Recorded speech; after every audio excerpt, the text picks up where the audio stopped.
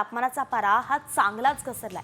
पुण्यात 8 अंश सेल्सिअस तापमानाची नोंद झाली आहे। त्यामुळे चहा टपऱ्यांवरती सध्या पुणेकरांची मोठी गर्दी पाहायला मिळते। लोकांनी महाबळेश्वरला फिरायला जाण्यापेक्षा पुण्यातच फिरायला यावं अशा भन्नाट प्रतिक्रिया सुद्धा पुणेकर देत आहेत। आणि याच पुणेकरांसोबत बातचीत केली आमचे प्रतिनिधी सागर आव्हाड यांनी। पाहूयात। गेल्या 3 दिवसापासून पुणे शहराचं तापमान हे कमी होताना आपल्याला पाहायला मिळतंय। आज पुणे शहराचं तापमान हे 8 सेल्सिअस डिग्रीपर्यंत घसरलेलं आपल्याला पाहायला मिळतं। हो, काश्मीरपेक्षाही जास्त थंडी पडली आहे पुण्यात। थंडी सकाळी उठल्यापासून खूप थंडी वाजते।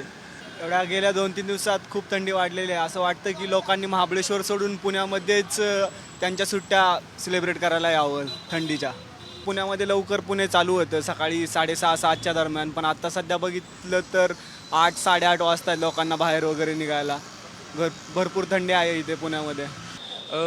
मागच्या 2-3 दिवसांपासून थंडी जरा जास्तच वाढलेली आहे। म्हणजे महाबळेश्वरला फिरायला म्हणजे आम्ही ज्यावेळेस जायचो त्यावेळेस तिथं जसं वाटायचं त्याच्यापेक्षा जास्त कदाचित आज काल रात्री जास्त वाटलं होतं। यापूर्वी कधीच अशी थंडी पडली नव्हती।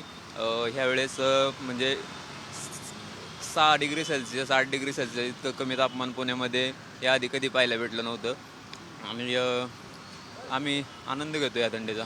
मैं नॉर्थ से आता हूँ तो वहाँ तो ठंड काफ़ी रहती है, लेकिन यहाँ पुणे के हिसाब से ये ठंड ज़्यादा है। इसलिए ज़्यादा है क्योंकि पहली बार मैंने ये जैकेट पहना है, नहीं तो आज तक पहना नहीं है कभी।